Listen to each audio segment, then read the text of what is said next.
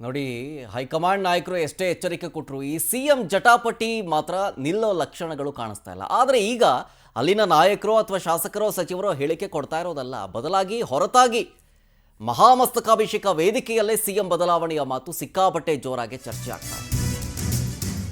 ಏನಾಯ್ತಲ್ಲಿ ಅಂದ್ರೆ DCM DK Shivakumar ಅವರು ಮುಖ್ಯಮಂತ್ರಿ ಆಗೇ ಆಗ್ತಾರೆ ಹೀಗಂತ ಮಹಾಮಸ್ತಕಾಭಿಷೇಕ ವೇದಿಕೆಯಲ್ಲೇ ಸಿಎಂ ಬದಲಾವಣೆ ಮಾತು ಕೇಳೋದಕ್ಕೆ ಸಿಕ್ತು. ಯಾರಿಂದ? ಗುಣಧರ ನಂದಿ ಮಹಾರಾಜರಿಂದ. ಡಿಕೆ ಶಿವಕುಮಾರ್ ಅವರು ಸಿಎಂ ಆಗಬೇಕು ಅಂತಂದ್ರು. ಜೈನರಿಗೆ ನಿಗಮ ಮಂಡಳಿ ಆಗಬೇಕು ಅನ್ನೋ ಬೇಡಿಕೆ ಇದೆ.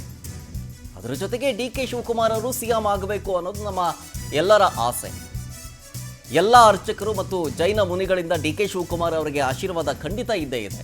ಇವರು ಕಾಂಗ್ರೆಸ್ ಪಕ್ಷಕ್ಕೆ ಕಷ್ಟಪಟ್ಟಷ್ಟು ಯಾರೂ ಕೂಡ ಪಟ್ಟಿಲ್ಲ ಅಂತೇಳಿ ಡಿಕೆ ಶಿವಕುಮಾರ್ ಅವರ ಪರ ಜೈನ ಮುನಿಯಾದಂತಹ ಗುಣಧರ ನಂದಿ ಮಹಾರಾಜರು ಧ್ವನಿ ಎತ್ತಿದ್ರು. ನಾ ಬೆಳಗಾವದಲ್ಲಿ ಒಂದು ಮಾತು ಡಿಕೆ ಶಿವಕುಮಾರ್ ಅವ್ರಿಗೆ ಹೇಳಿದ್ನೆ. ಏನಂದ್ರೆ ನನಗೆ ಎರಡು ಕನಸಿದಾವು. ಜೈನರಿಗೆ ನಿಗಮ ಮಂಡಲ ಆಗಬೇಕಾ, ನೀವು ಮುಖ್ಯಮಂತ್ರಿ ಆಗಬೇಕು.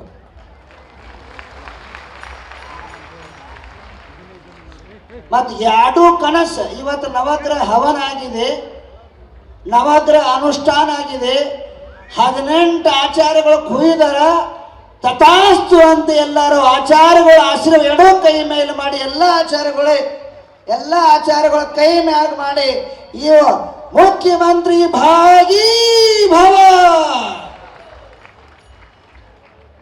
ಇದ್ದಂತ ಇವರು ಮುಂದಿನ ಸಮಯದಲ್ಲಿ ನೋಡ್ರಿ ಒಂದ ಭವಿಷ್ಯವಾಣಿ ನವಗ್ರಹ ತೀರ್ಥದಿಂದ ಮಾಡ್ತಾ ಇದ್ದೇನೆ.